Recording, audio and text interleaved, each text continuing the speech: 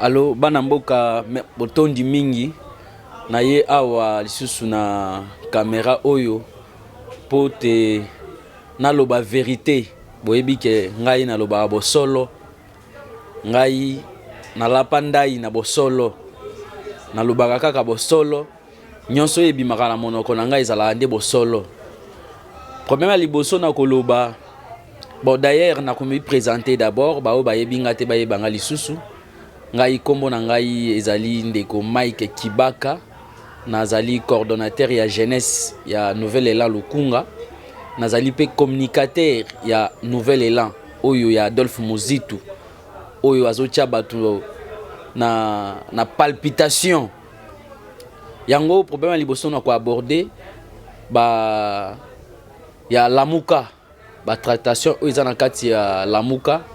Je crois que biso tozali na école ya excellence Adolphe Muzitu biso tofingaka te mais biso tosalaka ba analyse. Biso vrai problème na biso ezali ya ba guerre na biso ezalaka ya ba idée.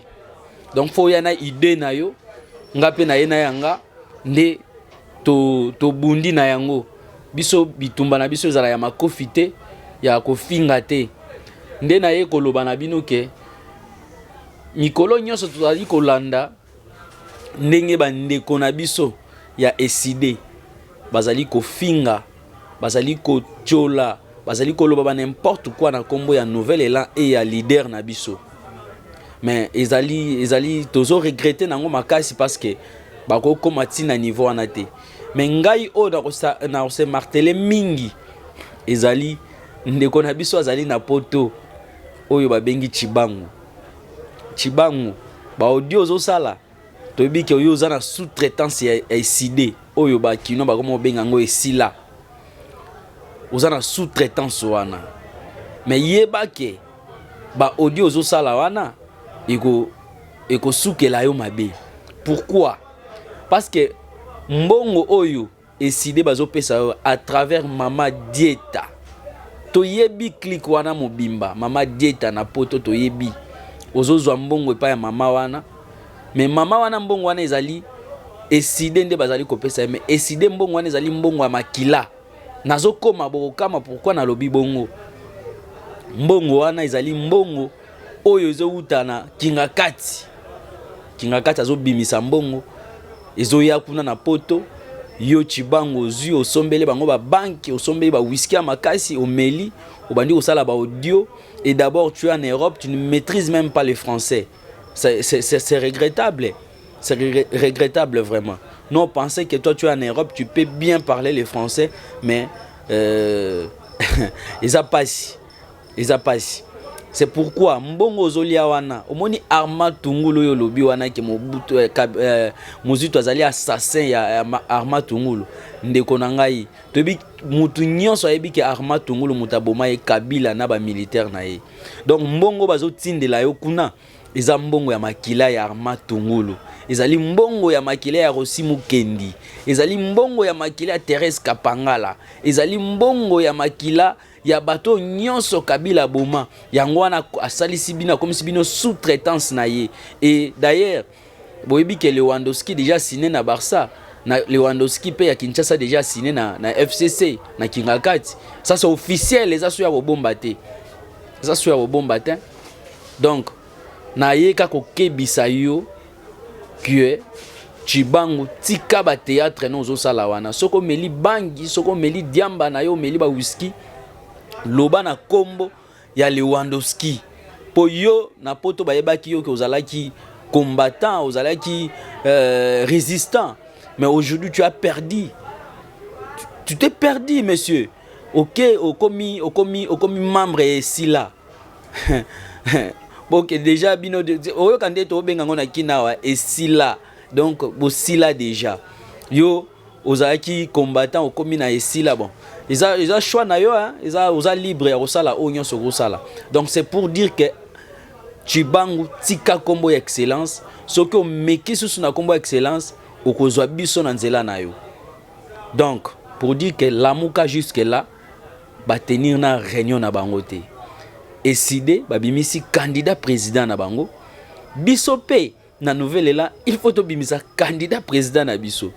Donc je non comprendre te ce qui bandeko wana bazo mona ngo mabe na nini.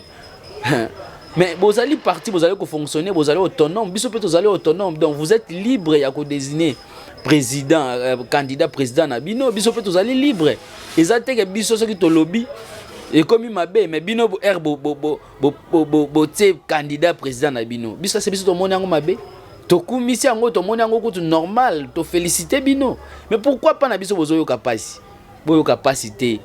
Boyo capacité biso yango to lobi ke to kondima ata mokolo moko te muta imposer biso candidat na élection. C'est pourquoi biso pour erto ke na élection mutu nyonso biso to ko sala na alliance.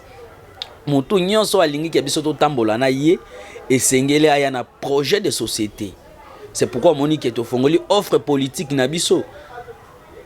Mutu fois aya na projet de société biso peto yena oya biso déjà eza en pleine élaboration bazo élaborer ngo déjà to ye to kitisi ya biso bino pe bo kitisi ya bino to disité to tie makamu nyonso na nzela parce que to lingi te to kozwa pouvoir tâtonnement ezala ndenge bandeko na biso ya IDPS bazali ko tâtonner to linga wana te biso to lingi to kozwa pouvoir to sala différence na bandeko na biso ya IDPS. Tokolinga susu baba tolo bateke non batu x bazo calé biso bazo bloquer biso non pour IDPS lelo soki azana chanson wana ya blocage na munoko na ye ya kokanga bandoki eza parce que azana programme te c'est pourquoi biso toko kenerer wana te toza pembeni ya excellence Adolphe Muzitu oyo azo incarner la bonne gestion toko kene na ba erreur wana te que sans programme. Donc mutu nyonso oyo parti politique nyonso regroupement nyonso ezana poser travailler na nouvelle là il faut boyana programme na bino biso peto yena biso to disité et to té nyonso clair net OK ensemble mais sans cela bokozwa biso té donc mutu pe ko imposer biso candidat azalité parce que tous les partis politiques mounene parti politique bato comme banga biso parce que tous les partout na RDC c'est la mikolo partout na chaque province nouvelle élan en ébullition tous les activités tous ça là parce que tous préparé déjà élection na biso à 2023 parce que tous allons na candidat à tous les niveaux s'il vous plaît tous allons candidat président oh ya nouvelle élan tous allons députation provinciale nationale partout tous tia ba candidat na biso donc débat na ezala susute oh boy non Chibangu tika diamba tika gene soki agene a poto tika ba whisky a makasi ozomela wana makambo eza clair soki bolingi to travailler na bino comme comment na décidé yeba ke boya na programme boya na projet de société na bino biso pe to bimisi ya biso pour que to kende na ba élection totali na deux profils on kozala nani o kozala candidat comme nde to soutenir ba bêtise te biso to ko kende na élection na ndenga loyenge tenir bolingo bo mema biso wana biso poto ke élection il faut to na programme parce que Congo eza pays moko to na pauvreté ya makasi na yango na okamwa batu musu balobi o tozo développement des 145 territoires est-ce que le pays le Congo est à développer hein to na pays moko to sous-développé hein to na comprendre la difficulté sémantique. Le Congo n'est pas développé. Le Congo c'est d'abord c'est à construire parce que tout ça sous-développé.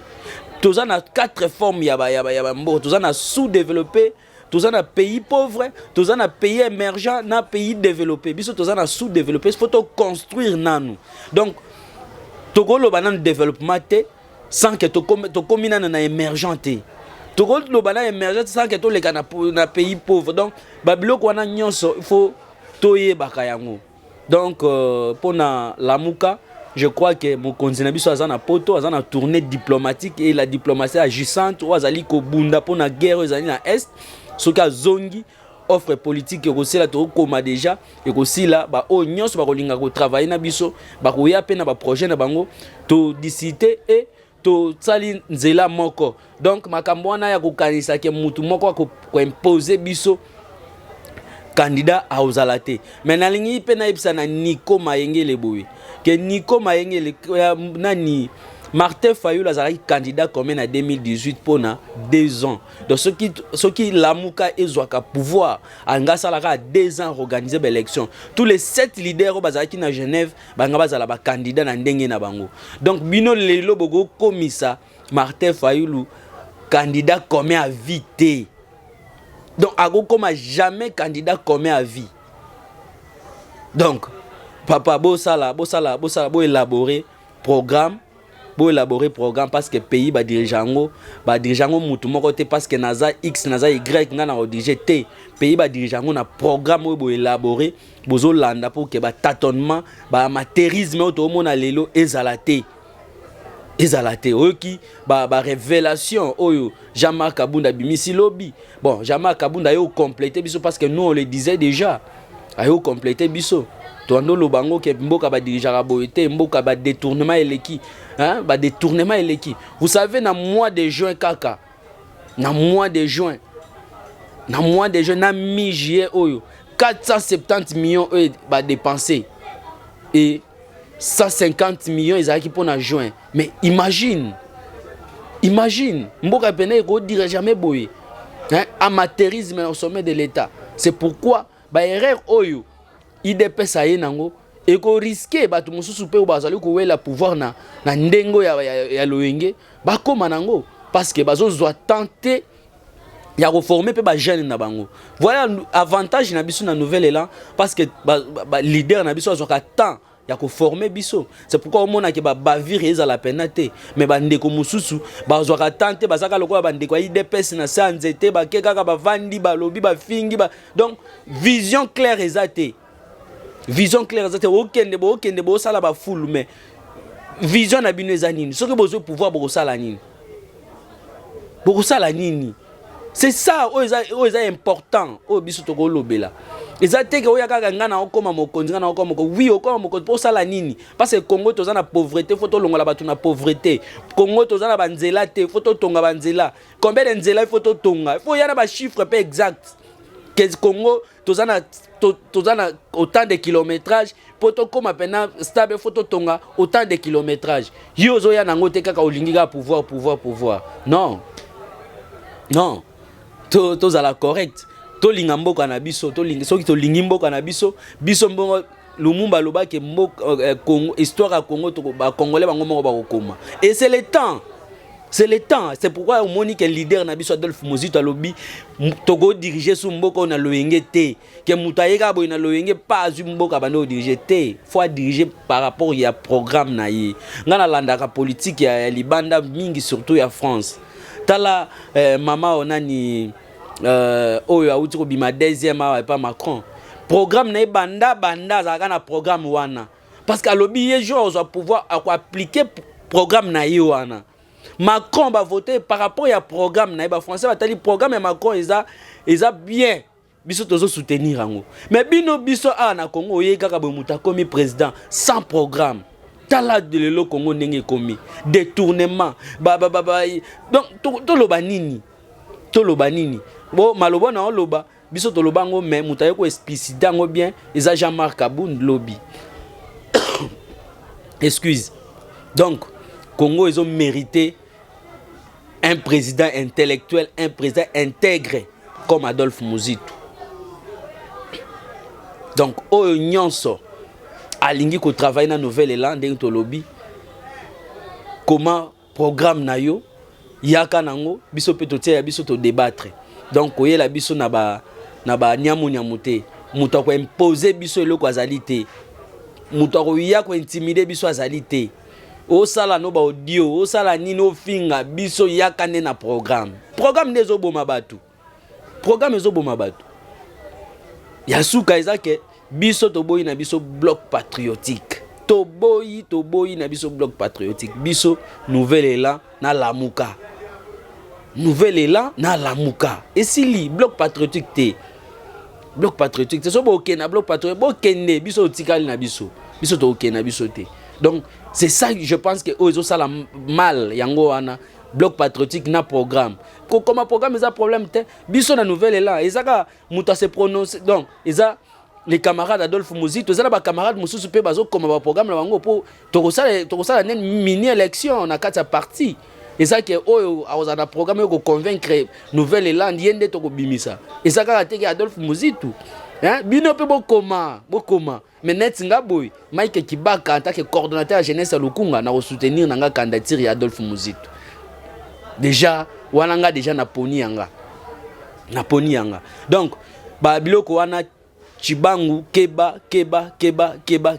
excellence aye déjà na poto ayaki te pona ba makambo yozo kanisa wana ayaki pona diplomatie pona makambo yozo préoccuper congolais nyonso insécurité na est yango na moni to proposer biso toza kaka te ba critique non Nouvelle-Élan quand on critique on propose tolobi guerre à est wana ba distraction o nyonso Kagame azo sala na bato bazo appuyer eza inutile to participer en soute to ke na guerre na Rwanda au lieu que mbongo oyo régime ya Félix bazo piller bazo détourner ba continuer de détourner bongo Félix Tshisekedi azwa 1 milliard de dollars atiango na armée et era ochanga na armée 500 millions to sombi ba matériel to pesi ba militaire 500 millions to pesi ba militaire pour na ba salaire na bango et to ça la guerre na Rwanda et to ça la guerre to poussi bango pour Rwanda bazo banga ko ça la guerre na mboka na bango ba olinga ka to ya ça la guerre na RDC pour ebike mboka na bango eza muke soki to ça li guerre kuna ba ko zo ba dégâts ebele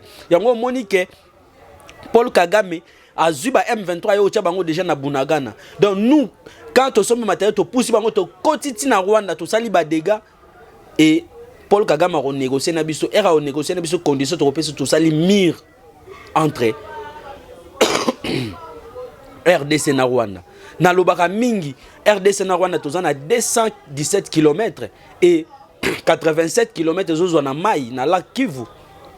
60 km zozwa na Bangomba, totika l'espace à 70 km. Donc aujourd'hui si on se décide ya kosala mur et coûter biso même pas 200 millions.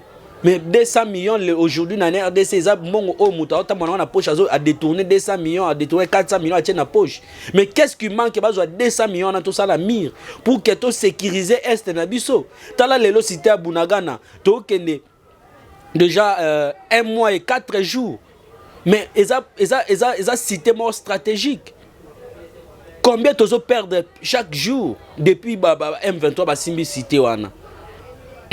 Mais tozo sabino to ça la guerre, biso to proposer ça la guerre, ba mususu bazo ya ba ko critiquer na ba Nzambe, na ba Mike Kalamba vraiment boko ya vraiment ko loba kabino vraiment. Yo lelo mutu nyonso yeba yo ke ozana stabilité politique te Mike Mukebai. Donc au se compare même leader na ozo kumisa wana azana niveau ya Muzitu te. Azana niveau Muzitu te. Azana niveau Muzitu te. C'est que Muzitu a fait pour le Congo. Moïse Katumbi n'a jamais fait ça. Et pas osala ka ngote. Pays so ka kanisa pe okoma mbukonzi na bo okoma ka ngote. Akoma te. Donc Mike Mukebai tika ba aventure no wana ya kokenda ko loba n'importe quoi na ba chaîne à télévision na combo excellence. Loba na kombo ya leader na yo oyo akeli union sacrée heureusement ka kwei na libula zo ko obimate bokwei monde bokwei boko obimate mutu pa obimisa bino azate bokozalaka wana moyindo nzanga uto beta bino sukulelo bokoyeba bokosuka moyindo nzanga mbote na yo kukana obeti bango ezalaka bongo. Donc biso to critiquer tozo proposer depuis guerre banda Mike Kalambai leader na yo a proposé ta eloko moko teti lelo depuis ba congolais ba okufa na est Moïse Katumbi tikala ko proposer ta eloko moko te intérêt na eza basala alliance na Kabila bakota na bloc patriotique o biso to boyi na biso donc biso to boyi bino boyi commencer la bino monter ma passe biso to kokota na bloc patriotique te et Mike Kalambai s'est concentré na pas leader na yo ko lobelaka leader na biso te leader na biso approuva na Congo oyo akuta budget na 850 millions a multiplié par 4 plutôt leader na biso a annulé dette extérieure oyo ba régime nyonso bando ya bando ko kolongola yango te. Leader na biso lelo soki bo beta lisolo ya salaire c'est Adolphe Muzito. lelo médecin magistrat muta valoriser bango eza Adolphe Muzito. Yo golo bani nani leader na yo asala so 10 ans na Katanga, qu'est-ce qu'il avait fait? Donc zala na respect na mutu asali quelque chose pour na mboka. Zala na respect na mutu wana. Donc Adolphe Muzito aujourd'hui mérite ba respect belé na ba Congolais parce que bimisa Congo na libulu. Le so to beta lisola ba milliards na budget na biso c'est Adolphe Muzito. Donc il faut faire attention avec Adolphe Muzito. Actualité mosusu ezali oyo to mona ki théâtre ya lobby et pas ya Jean-Marc Kabund. Jean-Marc Kabund ayoko loba makambo biso to bando loba kala mais eloko eka musanga Jean-Marc Kabund lobby belé. Abimisi ba vérité belé. Oui, ton dimi ba bon, eza ba vérité te passe biso to bando lobango. Oyoka ko kotaka na nzela biso to zalaki. Mais Jean-Marc Kabund utiko tobola ba pine ya bato a rozana na nini na pouvoir. Ba jouisseur ozoloba wana yo moko utika wana. Donc lelo yo lobango parce que ba longoli yo parce que ba bengani yo. Mais pourquoi ram ozobeta lisolo ram ezo sekisanga Jean-Marc Kabund. Obeta lisolo ram yo zalaki wana na ensemble en tant que vice-président. Lisolo ram wana yo bando beta lisolo te.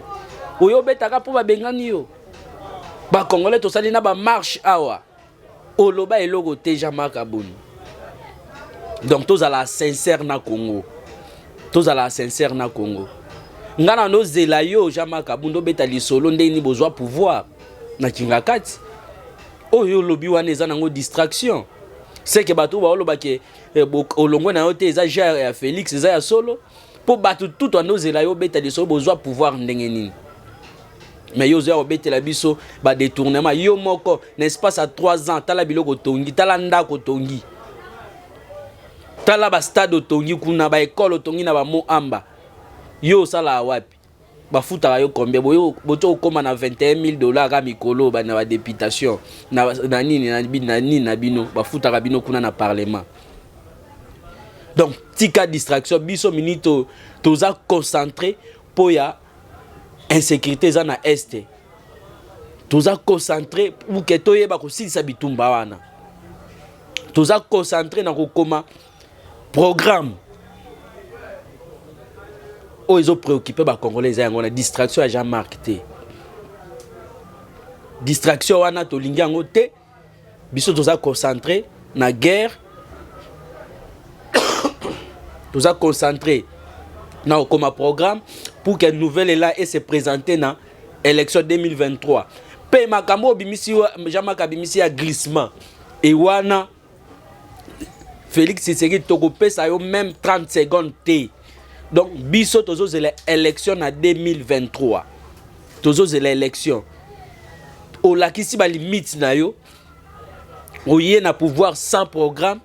Ozo sala audience ko sala ozube déjà ba mbongo comme millionnaire. Et souki wana 2023 ça c'est élection allez olonga. Congolais a solo azwa pouvoir pour que a diriger mboka alongola mboka isika tozali. Tala même Kinshasa ya pamba place ozali capitale na mutu batiela biso ko ya Gentini ngobila même prix à transport ya pamba zoko ko fixé té. C'est vraiment regrettable. C'est regrettable. Donc comme mécano te makabo ba glissement wana po ko simba te ko le kapete. Et ko le kate biso tozo zela élection. Voilà, merci ezala ki oyabino Mike Kibaka communicateur à nouvelle là ce que mutu alinga zwanga numéro nanga ezali plus 243 89 79 06 351 89 79 06 351. Merci.